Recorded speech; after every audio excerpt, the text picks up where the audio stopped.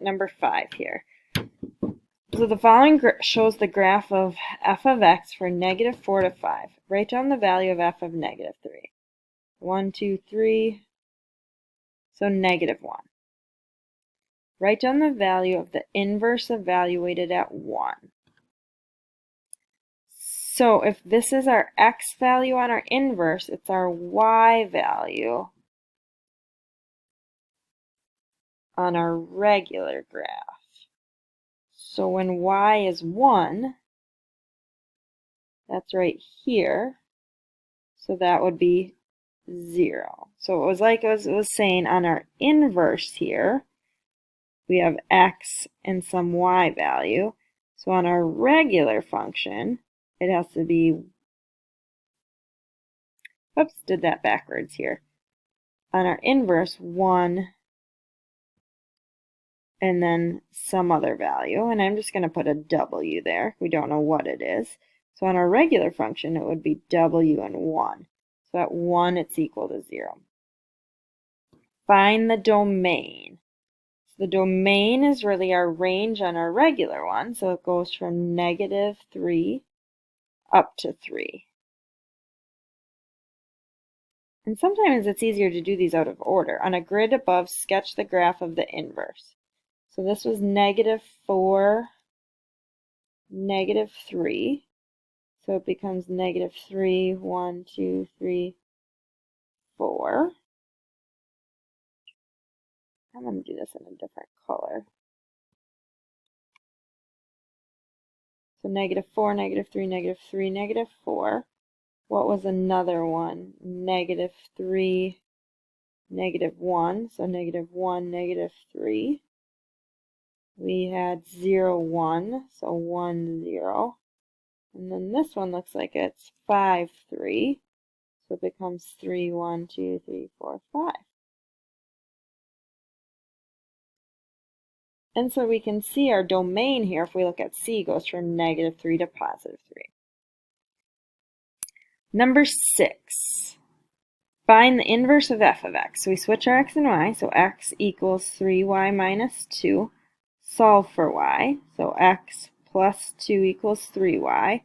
Divide by 3. So x plus 2 divided by 3 equals our inverse. Show that g of our inverse is equal to 5 over x plus 1. So g of our inverse. So this is g, our inverse is x plus 2 over 3. So we go to our g function. So that's right here. We're going to replace that x. So it becomes 5 over 3 x plus 2 over 3. So that's equal to 5 over x plus 2.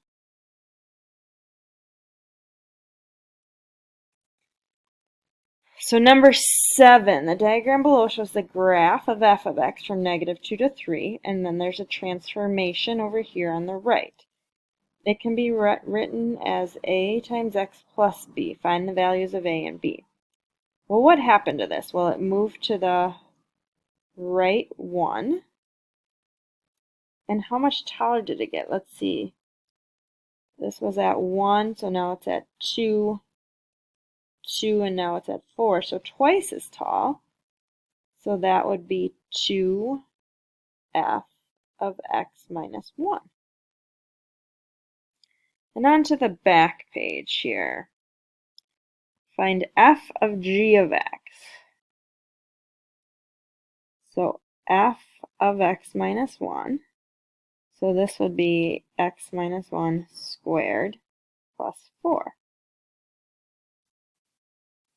H of x is the graph of f of g of x. So that's this graph, translated 3 units to the right and 1 unit down. Find the vertex.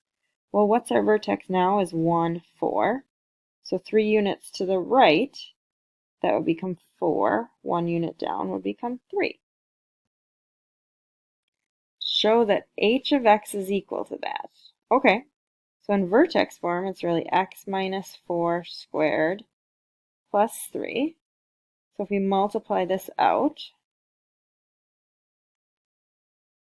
let's see, we got x squared minus 4x minus 4x plus 16 plus 3, which simplifies to x squared minus 8x plus 19. So we can use a calculator on this one. So a ball is thrown upwards from a roof 80 meters above the ground. It will reach a maximum vertical height and then fall back to the ground. The height of the ball from the ground at time t is h, which is given by this equation. What is the height reached by the ball after 1 second? Well, that's easy.